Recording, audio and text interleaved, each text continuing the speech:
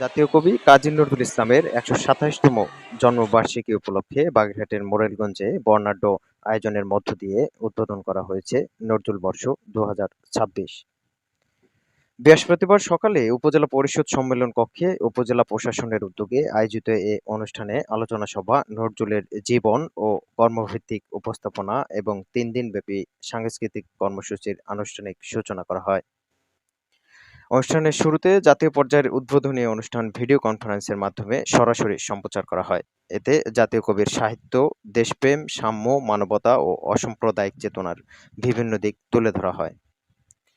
বক্তারা বলেন, বিদ্রোহ, প্রেম ও মানবতার কবি কাজী নজরুল ইসলাম শুধু বাংলা সাহিত্যের নন, তিনি বাঙালির মুক্তচিন্তা ও ন্যায়বোধেরও এক অনন্য প্রেরণার উৎস।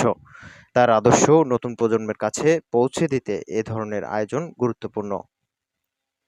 আলোচনা সভা শেষে স্থানীয় শিল্পীদের পরিবেশনায় অনুষ্ঠিত হয় নজরুল সঙ্গীত, আবৃত্তি, মনোমুগ্ধকর সাংস্কৃতিক অনুষ্ঠান।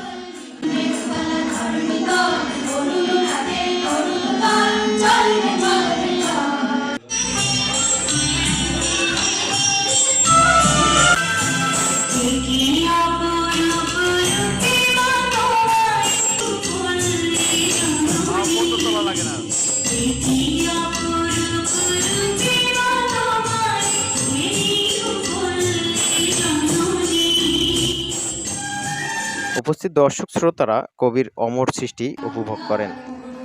আয়োজকরা জানান, ৩ দিনব্যাপী এই আয়োজনে আলোচনা, সঙ্গীত ও সাংস্কৃতিক পরিবেশনার মাধ্যমে জাতীয় কবি কাজী নজরুল ইসলামের আদর্শ ও সাহিত্য নতুন প্রজন্মের কাছে আরও ব্যাপকভাবে তুলে ধরা হবে। মোরেলগঞ্জ থেকে মোহাম্মদ নাজমুল। আমি আশা করব দেশের বেসরকারি যে প্রতিষ্ঠানগুলো আছে তারা সরকারের বাইরে অনেক অর্থটাকে